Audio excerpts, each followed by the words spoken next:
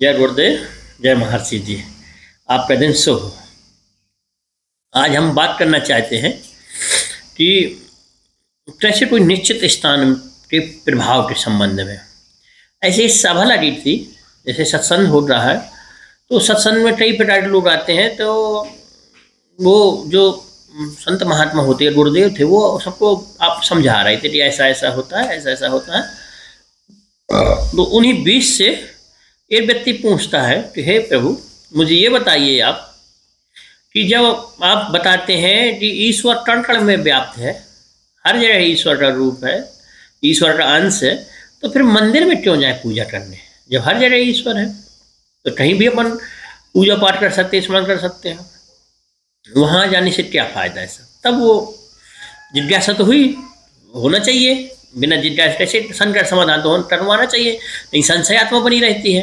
तो फिर उनके जो संत थे, महात्मा जी थे, वो समझाते हैं उनको, एक उदाहरण के माध्यम से समझाते हैं, बताते हैं जैसे हाँ है, ये तो सही सत्य बात है कि हर जगह कण में वास है, लेकिन कोई निश्चित स्थान में, निश्चित जगह में या मतलब मंदिर इसलिए जाया जाता है कि वो निश्चित स्थान होता है और लोगों की श्रद्धा केंद्र होता है। सब लोग वहाँ पे बहुत मात्रा में लोग जाते हैं, वो जो पूजा पाठ करते हैं, अनुष्ठान करते हैं, तो उसका प्रभाव होता है। तो वह स्थान भी जागृत हो जाता है।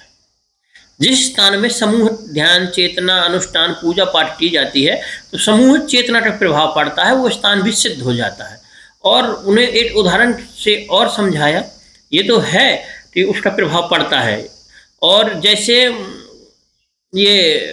अपन को पूड़ी बनाना है, खाने के लिए पूड़ी बनाना है, और दूध में पूड़ी बनाएंगे तो दूध में पूड़ी नहीं बन पाएगी।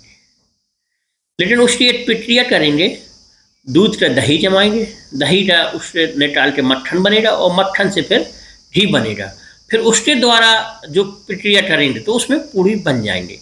मतलब दूध में घी तो है, लेकिन उसमें पूड़ी नहीं बन सकती है। मतलब जब उसका पूरा एक प्रक्रिया करेंगे तब वह घी बन के पूड़ी बन जाए।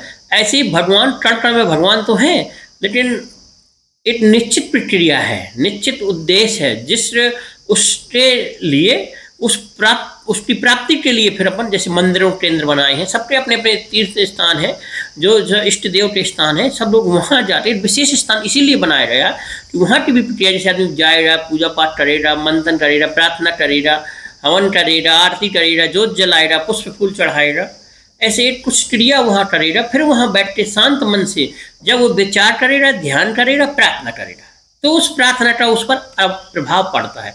ऐसे रास्ते चलते अगर कुछ करता है तो उसका कम प्रभाव पड़ता है। तो एक निश्चित स्थान में या मंदिरों में ऐसे जाने से जब प्रभु का नाम लिया जाता है तो अधिक स्थान पड़ता है।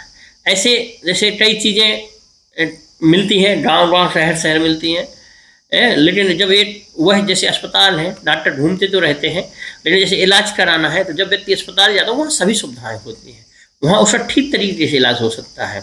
और जैसे स्कूल है तो ऐसे रास्ते रास्ते मास्टर पढ़ाएंगे तो पढ़ाई उतनी अच्छी ना हो पाएगी। स्कूल में जब विद्यार्थी जाएंगे तो अच्छी तरह पढ़ाई हो जाएगी। ऐसे ही अपने श्रद्धा के केंद्र मंदिर है और अपने भगवान है कण कण में, लेकिन निश्चित स्थान में जब अपन ध्यान साधना आराधना करते हैं तो उसका अधिक प्रभाव पड़ता है। वो हमें संतुष्टि होती है कि हाँ, हम दर्शन कराए, प्रभु के शरण में गए।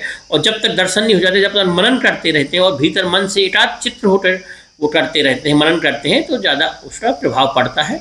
इसलिए मंदिर जाया जाता है, मंदिर में उसका ज़्यादा प्रभाव पड़ता है। तो उस व्यक्ति का संशय भी दूर हुआ और वहाँ उसे समझ में भी आया, क्योंकि समझ में के लिए आदमी के विचार तो चलते रहे, फिर उसे कोई अच्छी तरह से समझाने वाला मिल जाए, ये बात उसके मन में बैठ जाए, तो व्यक्ति उस चीज़ को ज़्यादा मानता है। ऐसे तो सुनता है, पढ़ता है, देखता है, जब लेकिन वो गहनता से उसमें अध्ययन करता है तो जब उसको प्रारूप मिल जाता है, सबूत मिल जाता है, तो व्यक्ति उस बात को ज़्यादा मानता है।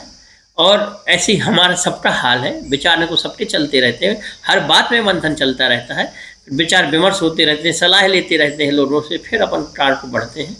इसलिए ये भक्ति का केंद्र, श्रद्धा केंद्र मंदिर बनाए, मंदिर जाइए, वहाँ प्रार्थना करिए और वहीं ध्यान साधना करिए, तो उसका ज़्यादा प्रभाव जाए।